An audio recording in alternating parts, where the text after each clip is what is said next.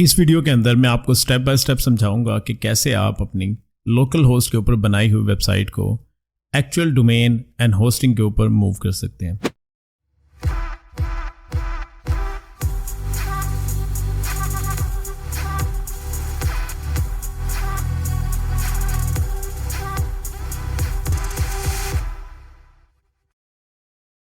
इस सारे प्रोसेस को माइग्रेशन का प्रोसेस बोला जाता है और ये मैनुअली भी किया जा सकता है एंड प्लगइन्स के थ्रू भी किया जा सकता है।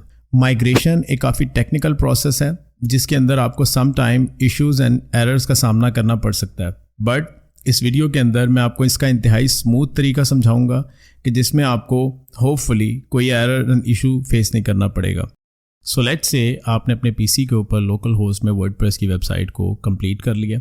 आपको जो डिज़ाइन चाहिए था, आपको जो पेजेस चाहिए था वो आप बना चुके हैं। अब आप अपने इस डिज़ाइन को, इस वेबसाइट को एक्चुअल डोमेन के ऊपर, लाइव वेबसाइट के ऊपर ट्रांसफ़र करने जा रहे हैं। बाय द वे, अगर आपने मेरी लोकल होस्ट वर्डप्रेस इंस्टॉलेशन की वीडियो नहीं देखी तो उसको ज़रूर देखें। अगर आपको कोई इश्यूज़ आ रहे होंगे तो उसके थ्रू वो सॉल्व हो जाएंगे। आपके पास कॉर्नर में लिंक आ रहा होगा, you can click on that link. Migration का प्रोसेस मैनुअली भी किया जा सकता है, प्लगइन्स के थ्रू भी किया जा सकता है। मैं नॉर्मली प्रेफर करता हूं कि प्लगइन्स के थ्रू किया जाए क्योंकि मैनुअल प्रोसेस के अंदर आप किसी जगह पे स्टक हो सकते हैं, specially if you are a non technical person. इस पर्पस के लिए हम 2 प्लगइन्स का इस्तेमाल करेंगे। वैसे तो मार्केट में काफ़ी प्लगइन्स अवेलेबल हैं माइग्रेशन की जिनका प्रोसेस ऑलमोस्ट सेम ही होता है। इस वीडियो के सेकेंड पार्ट के अंदर आपके लिए एक बोनस भी है, तो वीडियो लास्ट तक देखिएगा ताकि आप उसका फ़ायदा उठा सकें। सो पहली प्लगइन जिसके थ्रू हम ये काम करेंगे उसका नाम है WP Vivid plugin. It's a free plugin जिसके अंदर काफ़ी अच्छे ऑप्शन हैं जिनको आप इस्तेमाल कर सकते हैं। सो सबसे पहले हमने क्या करना है, हमने अपने लोकल होस्ट इंस्टॉलेशन के डैशबोर्ड में आना है, वो वेबसाइट जो हमने अपने पीसी के अंदर लोकल होस्ट के ऊपर बनाई हुई है। सो हमने ये वेबसाइट बनाई हुई है जिसको हमने कंप्लीट कर लिया। अब हम इसको मूव करना चाहते हैं अपनी एक्चुअल डोमेन की तरफ। सो आपने क्या करना है, आपने प्लगइन्स में आना है, ऐड न्यू, यहाँ पे सर्च करना है WP Vivid। आपके सामने ये प्लगइन आ जाएगी, इसको आपने इंस्टॉल कर लेना है। इंस्टॉल नाउ, एक्टिवेट कर लेना।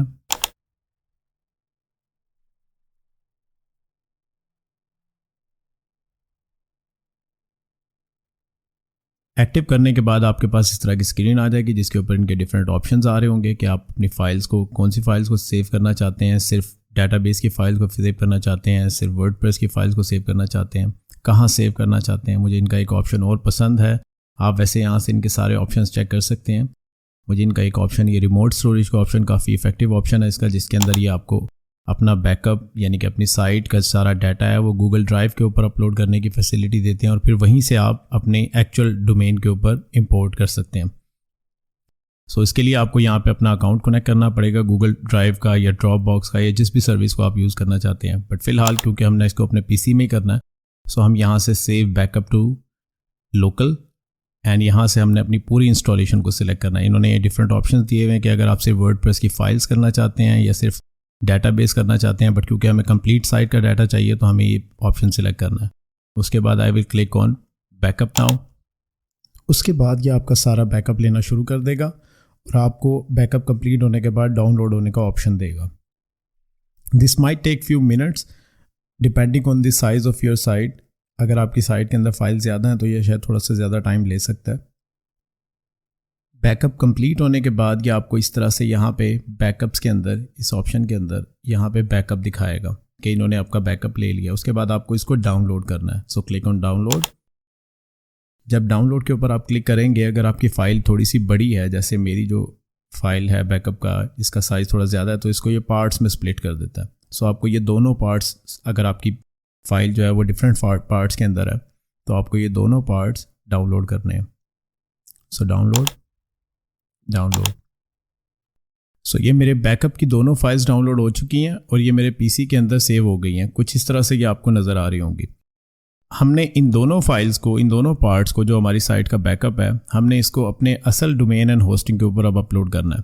लेकिन उससे पहले आपको ये समझना है कि आपकी होस्टिंग और डोमेन के ऊपर फ्रेश वर्डप्रेस की इंस्टॉलेशन हुई हुई हो, यानी कि जो आपकी एक्चुअल साइट है जहाँ पे आप इसको रिस्टोर करना चाह रहे हैं अपनी लोकल होस्ट की वेबसाइट को, वहाँ पे वर्डप्रेस की फ्रेश इंस्टॉलेशन हो, क्योंकि अगर उसके ऊपर आपकी कोई थीम्स या कोई सेटिंग्स पहले से हुई हुई हैं तो ये बैकअप अपलोड होने के बाद वहाँ से वो सब चीज़ें रिमूव हो जाएंगी। सो पहले से मेक श्योर करें कि आपकी जो होस्टिंग के ऊपर वर्डप्रेस है वो क्लीन इंस्टॉलेशन है, फ्रेश इंस्टॉलेशन है। सो अब हम आ गए हैं अपने एक्चुअल डोमेन जहाँ पे हमने फ्रेश वर्डप्रेस की इंस्टॉलेशन की हुई है। As you can see it's a completely new installation. If I can show you website जिसके ऊपर कुछ भी नहीं है, ये देखें, it's a blank website with completely fresh WordPress. So अब हम यहाँ पे क्या करेंगे, जो बैकअप हमने अपनी लोकल होस्ट का लिया अपने पीसी के अंदर, अब हम उसको यहाँ पे इंपोर्ट करेंगे। उसको इंपोर्ट करने के लिए आपने क्या करना है, आपने सेम प्लगइन यहाँ पे इंस्टॉल करनी है। So I will go to plugins, add new, and यहाँ पे मैं लिखूंगा WP Vivid,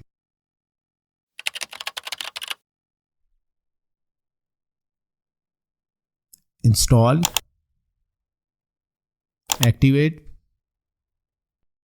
जब आप इस प्लगइन की सेटिंग में आ जाएंगे तो आपने नीचे आना है और यहाँ पे अपलोड का ऑप्शन होगा, इसके ऊपर क्लिक करना है और यहाँ पे आपने उन दोनों फाइल्स को, या जो भी आपकी जितनी भी फाइल्स डाउनलोड हुई होंगी बैकअप की, उनको यहाँ पे अपलोड करना है। सो मेरे पास क्योंकि 2 पार्ट्स हुए हैं तो मैं उन दोनों पार्ट्स को यहाँ पे अपलोड करूँगा। I will click on select files,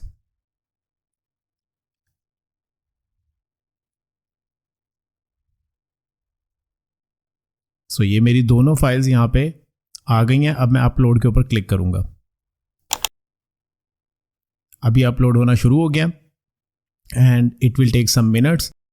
सो जब ये अपलोड हो जाता है वी विल कंटिन्यू। अभी अपलोड कंप्लीट हो गया, आपने ओके के ऊपर क्लिक करना है एंड देन ये आपको इस जगह पे ले आएगा कि हमने आपका जो बैकअप है वो अपलोड कर दिया। Now you have to click here at restore. So आपका जो बैकअप था आपकी वर्डप्रेस वेबसाइट का लोकल होस्ट की जो थी वो अपलोड हो गया। अब हमें इसको यहाँ पे रिस्टोर करना पड़ेगा। अभी तक भी हमारी वेबसाइट के ऊपर ये कि ये जो डिज़ाइन है ये इम्प्लीमेंट नहीं हुआ जब तक आप इसको रिस्टोर नहीं करेंगे। So we have to click on restore and then इस पेज को आपने बंद नहीं करना जब तक यहाँ पे ये ऑपरेशन चलता रहे। सो यहाँ पे हम क्लिक करेंगे रिस्टोर के ऊपर, okay.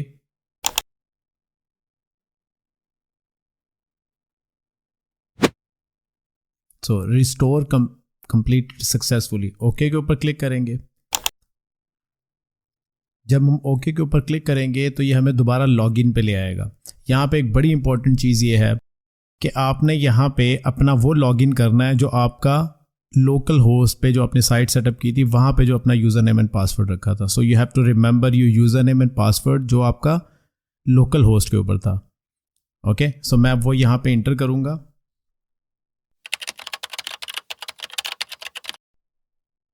Login,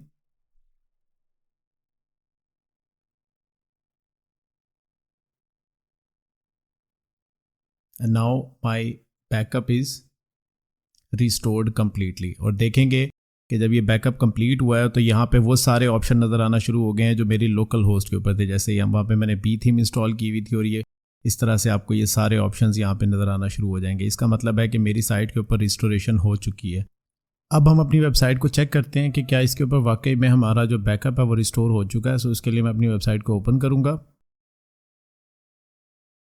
and you can see कि हमारा जो डिज़ाइन था हमारे लोकल होस्ट का वो हमारे एक्चुअल डोमेन के ऊपर इंपोर्ट हो चुका है।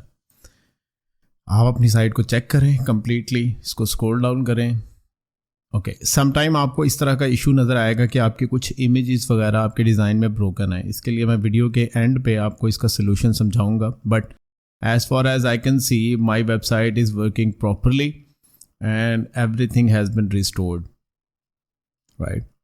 सो यू कैन सी आप अपने डिफरेंट पेजेस को चेक करें, वेरीफाई करें जो भी डिज़ाइन आपने बनाया है कि वो सही तरह से इंपोर्ट हो गया या नहीं हो गया। नॉर्मली इंपोर्ट हो जाता है, सम टाइम इस तरह के इश्यूज आते हैं, बट ये बड़े माइनर इशू था। I will tell you the exact solution कि इस तरह से अगर आप कभी भी वैसे भी माइग्रेशन के अंदर आपको इस तरह का कोई इशू आता है तो उसको आप कैसे सॉल्व कर सकते हैं। नॉट ओनली सिर्फ WP Vivid के थ्रू या जिस भी मर्जी प्लगइन के थ्रू आप माइग्रेशन कर रहे हैं, सम टाइम कुछ ऐसी इमेजेस ब्रोकन आपके सामने आ सकती हैं। सो हमने अपनी वेबसाइट को जो हमारे लोकल होस्ट के ऊपर बनी हुई थी उसको हमने अपने एक्चुअल साइट के ऊपर, लाइव साइट के ऊपर इंपोर्ट कर लिया, माइग्रेट कर लिया। अब हम अपने दूसरे मेथड के अंदर चलते हैं, जिसके अंदर हम एक और प्लगइन को इस्तेमाल करेंगे। उस प्लगइन का नाम है all in one WP migration. It's an effective plugin for migration, import and export as well. इस फ्री प्लगइन को हम इंस्टॉल करेंगे, लेकिन हमने इसको अपनी लोकल होस्ट के ऊपर पहले इंस्टॉल करना है। सेम वही प्रोसेस जैसे हमने पहली प्लगइन को किया था, हमने अपने लोकल होस्ट के ऊपर इंस्टॉल किया था एंड देन वहाँ से बैकअप लेने के बाद हम अपनी लाइव साइट के ऊपर गए थे और वहाँ पे इस प्लगइन को इंस्टॉल करके हमने अपना रिस्टोरेशन का प्रोसेस किया था। सो इसको हमने इंस्टॉल करना है अपने लोकल होस्ट के ऊपर, जहाँ पे हमारी वेबसाइट प्रिपेयर हुई हुई है। So I will go to plugins, add new, और यहाँ मैं टाइप करूँगा WP migration, install this plugin, install now, active. So ये प्लगइन इंस्टॉल हो गई है। यहाँ पे इस तरह से इसका ऑप्शन बना हुआ आ जाएगा। आपने इसके ऊपर क्लिक करना है या आप एक्सपोर्ट के ऊपर भी क्लिक कर सकते हैं। यहाँ से आपने अपना एक्सपोर्ट बनाना है, अपना एक्सपोर्ट डाटा बनाना है। उसके लिए आपने एक्सपोर्ट टू के ऊपर क्लिक करना है। यहाँ पे आपको सेम उसी तरह से डिफरेंट ऑप्शंस दे रहा है ये कि अगर आप कोई लोकल करना चाहते हैं तो फाइल के ऊपर क्लिक कर देंगे। अगर आप कोई रिमोट अपनी स्टोरेज रखना चाहते हैं तो उसके अंदर यहाँ से आप अपनी ऑथेंटिकेशन करेंगे। बट क्योंकि हमें लोकल फाइल चाहिए तो I will click on file and then ये स्टार्ट कर देगा एक्सपोर्ट अपनी प्रिपेयर करना।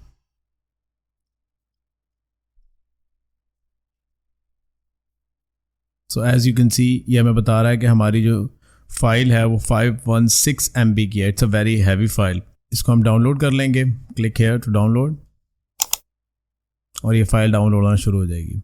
Now as you can see कि this file has been downloaded. तो अब हम जाएंगे अपनी एक्चुअल लाइव साइट के अंदर जहाँ पे हमने इसको रिस्टोर करना है एंड यू कैन सी कि ये साइट बिल्कुल एम्प्टी है, देयर इज़ नथिंग। सो हम यहाँ पे सेम इस तरह से इस प्लगइन को इंस्टॉल करेंगे, बट यहाँ पे आपको थोड़ी सी टेक्निकलिटी समझनी है। देखें, ये जो प्लगइन है ये एक लिमिटेड फ्री प्लगइन है। इसी प्लगइन का एक वर्जन है जिसमें आपको 100 GB तक का डाटा मिलता है, जिसमें जो आप इंपोर्ट एंड एक्सपोर्ट के लिए इस्तेमाल कर सकते हैं। मतलब अगर आप किसी हैवी साइट को, किसी बड़ी साइट को जिसका डाटाबेस का साइज़ बड़ा, फाइल्स का साइज़ बड़ा, उसको आप इंपोर्ट एक्सपोर्ट के लिए करना चाह रहे हैं तो ये आपको नहीं करने देगा। इंपोर्ट ख़ास तौर पे आपको नहीं करने देगा। एक्सपोर्ट तो ये फिर भी बड़ी फाइल्स को करने देता है, लेकिन इंपोर्ट नहीं करने देता। सो फॉर एग्जांपल अगर मैं यहाँ पे इस प्लगइन को इंस्टॉल करता हूँ अपनी एक्चुअल साइट के ऊपर WP माइग्रेशन, एंड अगर मैं इसको इंस्टॉल करता हूँ फ्री प्लगइन को, एक्टिवेट, और मैं जब इसके ऊपर क्लिक करता हूँ और मैं इंपोर्ट के अंदर जाता हूँ करने के लिए, तो यू कैन सी कि ये मुझे जस्ट 128 MB का डाटा दे रहा है और मेरी जो फाइल है जो मैंने डाउनलोड किया है वो ऑलमोस्ट 516 MB की है। सो अब हमने करना क्या है, हमने इस प्लगइन को डिलीट कर देना है और आपने अपने ब्राउज़र में जाना है और यहाँ पे टाइप करना है mastermindm.com/migration, एंटर, और आपने इस फाइल को डाउनलोड कर लेना है। क्लिक डाउनलोड और ये फाइल यहाँ पे डाउनलोड हो जाएगी। अब आपने प्लगइन्स में जाना है, ऐड न्यू में जाना है और ये जो आपने प्लगइन डाउनलोड किया है इसको यहाँ पे अपलोड करना है। Upload, install now,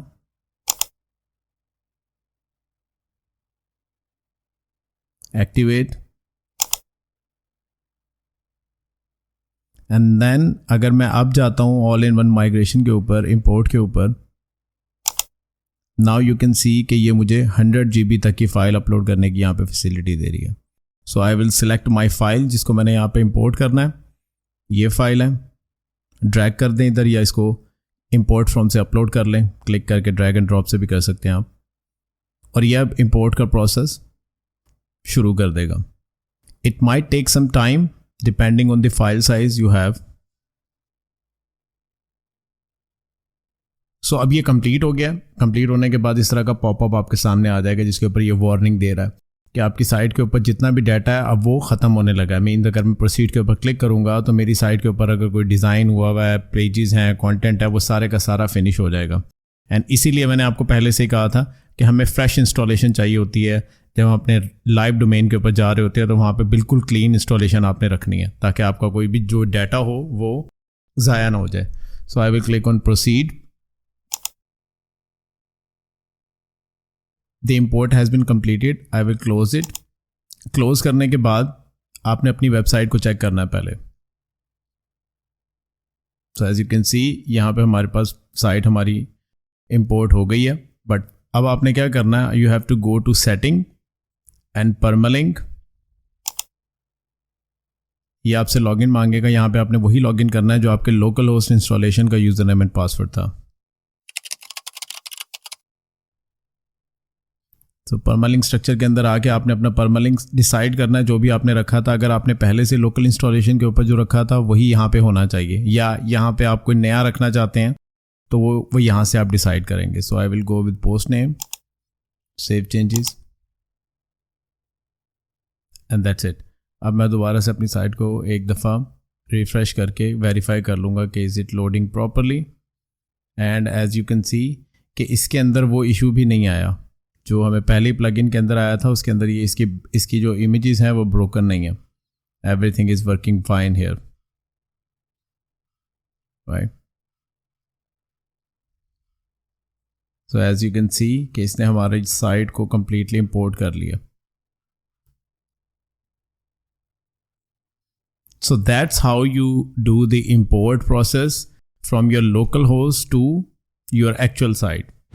Sometime when we do migration या हम import export करते हैं अपनी एक साइट दूसरी डोमेन की तरफ, तो इस तरह के इश्यूज आपको आते हैं कि आपकी कुछ इमेजेस जो हैं वो ब्रोकन होती हैं, जैसे ये यहाँ पे है and if you can see here. So इसका सोल्यूशन क्या है, इसको हमने कैसे फिक्स करना है. वैसे तो जो अच्छी प्लगइन आप इस्तेमाल कर रहे होंगे वो इन चीज़ों की टेक केयर करती है, लेकिन सम टाइम आप मैनुअल प्रोसेस कर रहे हैं, मैनुअल इंपोर्ट कर रहे हैं, मैनुअली माइग्रेट कर रहे हैं, या कोई ऐसी प्लगइन इस्तेमाल कर रहे हैं जिसके अंदर कहीं ना कहीं इशू आ जाता है. जैसे अपने इस वीडियो के फर्स्ट पार्ट के अंदर जिस प्लगइन से किया था तो उसमें ये इशू आ रहा था. मोस्टली ये इशू आपको उस वक्त आएगा जब आप कोई ऐसी थीम इस्तेमाल कर रहे होंगे जिसके ऊपर कोई बिल्डर होगा. जैसे फॉर एग्जांपल एलिमेंटर के अंदर बन रहा है, WP बेकरी या मफिन बिल्डर या ऑक्सीजन, आपको ये इशू आ सकता है. और ये ऐसे ही केसेस के अंदर ज़्यादातर आता है. लेकिन जब भी जिस भी सिचुएशन में आपको ये इशू आए तो आपने इसका सोल्यूशन कैसे निकालना है. इसके लिए आपने एक प्लगइन इंस्टॉल करनी है. आपने प्लगइन्स में जाना है, ऐड न्यू में जाना है, एंड देन यहाँ पे आपने एक प्लगइन टाइप करनी है, अपडेट URL.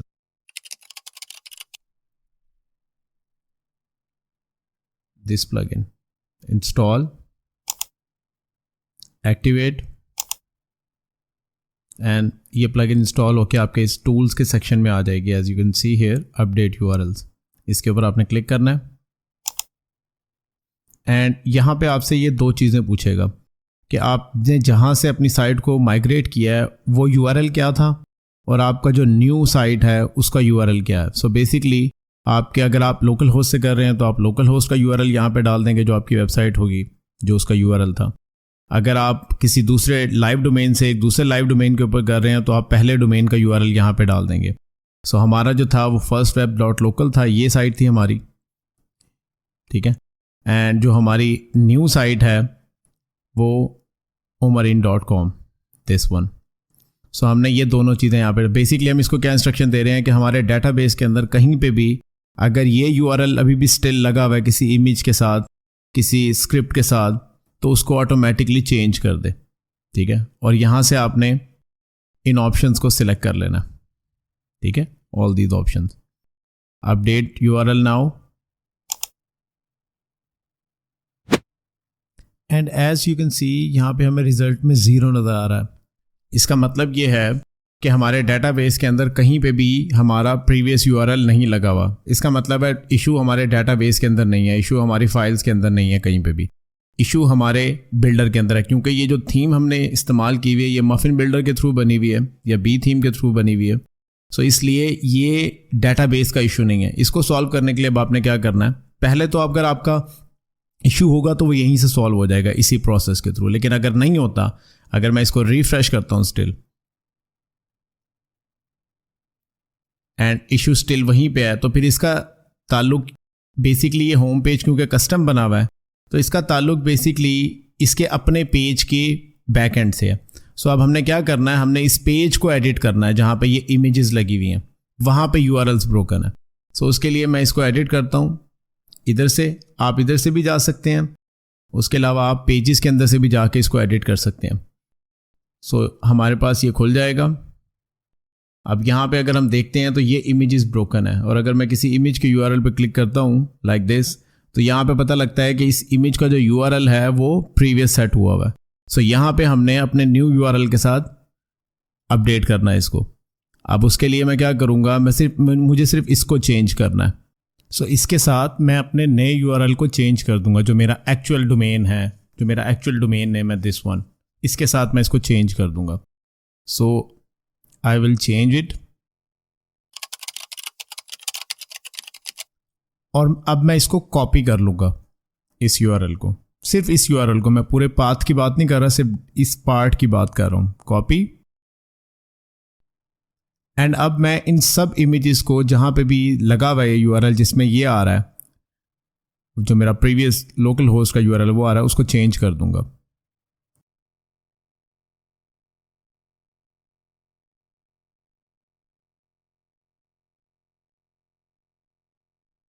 और इसके बाद मैं इसको अपडेट कर दूंगा, and then I will refresh my website,